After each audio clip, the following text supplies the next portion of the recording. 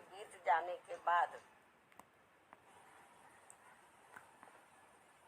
दिनांक 15 मार्च को खासकर यूपी व दिल्ली सहित पूरे देश में इनके अनुयायियों ने अपार संख्या में इकट्ठा होकर इसे विभिन्न स्तर पर मनाया है और अपने श्रद्धा सुमन अर्पित किए हैं, जिसके लिए पार्टी उनकी अति आभारी है। साथ ही होली सहित अन्य विभिन्न त्योहारों के बीच इस बार मान्यवर श्री कांशीराम जी की जयंती जिस अति उत्साह व जोश के साथ मनाकर उनके अनुयायियों ने अपनी पार्टी को हर स्तर पर मजबूत बनाने का तथा उनकी एकमात्र व पार्टी की राष्ट्रीय अध्यक्ष का अपने पूरे तन मन धन से साथ देने का जो संकल्प लिया है, तो उसने पार्टी को मजबूती देने के लिए मेरे हिम्मत व हौसले को कई गुना और ज्यादा बढ़ा दिया है, जिसे मैं अभी तक की तरह आगे भी अपने जीते जी अपने व्यक्तिगत तथा भाई बहन व रिश्ते नातों आदि के स्वार्थ में कभी भी कमजोर नहीं पड़ने दूंगी। वैसे भी मेरे भाई बहन व अन्य रिश्ते नाते आदि मेरे लिए केवल बहुजन समाज का ही एक अंग है, उसके सिवाय कुछ भी नहीं है। इसके अलावा पार्टी व मूवमेंट के हित में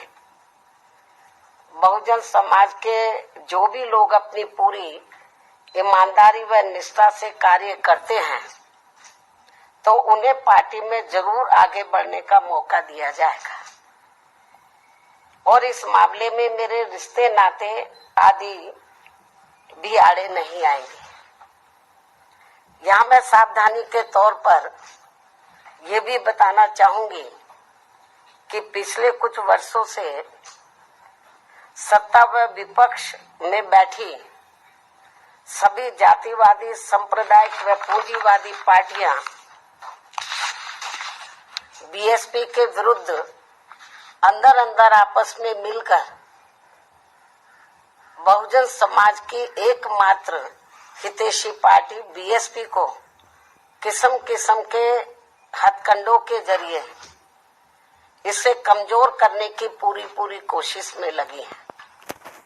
क्योंकि यहाँ जातिवादी पार्टियों को खासकर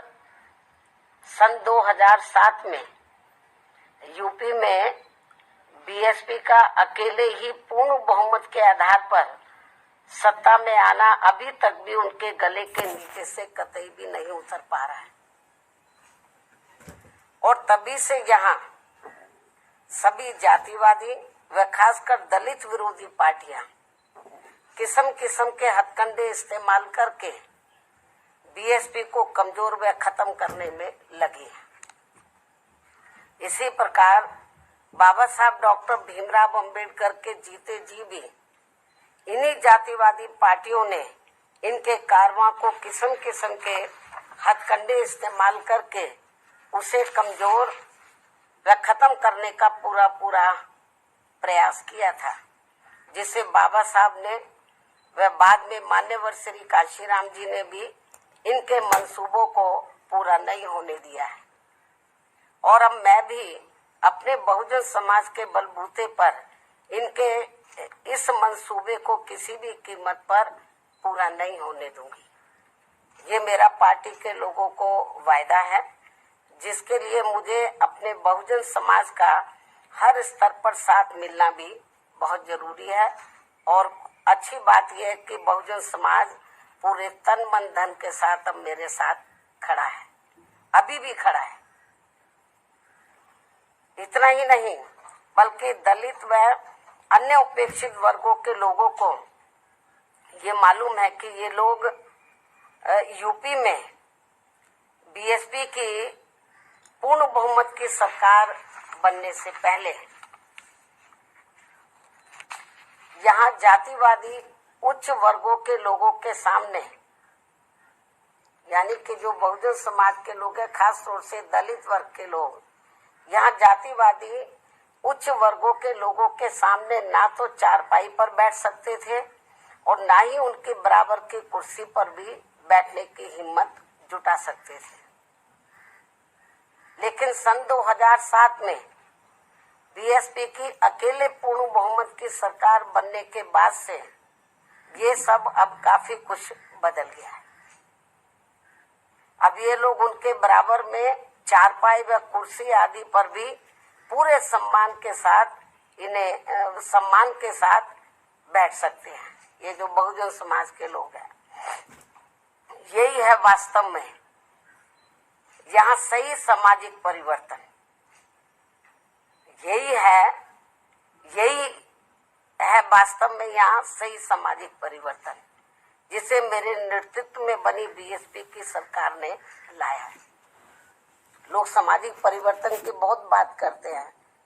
लेकिन उसको धरातल पे कभी उतारते नहीं हैं। लेकिन मेरे नेतृत्व में सन 2007 में जब अकेले पूर्ण बहुमत की सरकार बनी, तो इसे मैंने धरातल पे उतारा है, जिससे यहाँ यूपी में हमारे संतों, गुरुओं व महापुरुषों का काफी हद तक सपना साकार हुआ है, जिसकी वास्तव में पूरी देन मान्यवर श्री कांशीराम जी की है। और ये सब यहाँ समाज में परिवर्तन लाने के मामले में इतिहास के पन्नों में जरूर लिखा जाएगा। इसके साथ ही बीएसपी की सरकार ने ही यहाँ यूपी में इन वर्गों के लोगों को, यानी कि बहुजन समाज के लोगों को काफी हद तक अपने पैरों पर खड़ा किया है। अपने संतों, गुरुओं वे महापुरुषों को भी विभिन्न स्तर पर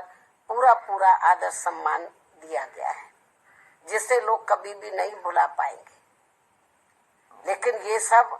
यहाँ सभी जातिवादी पार्टियों के गले के नीचे से अभी तक भी नहीं उतर पा रहा है। इसलिए अब वे इन वर्गों में से स्वार्थी किस्म के लोगों को आगे करके उनके जरिए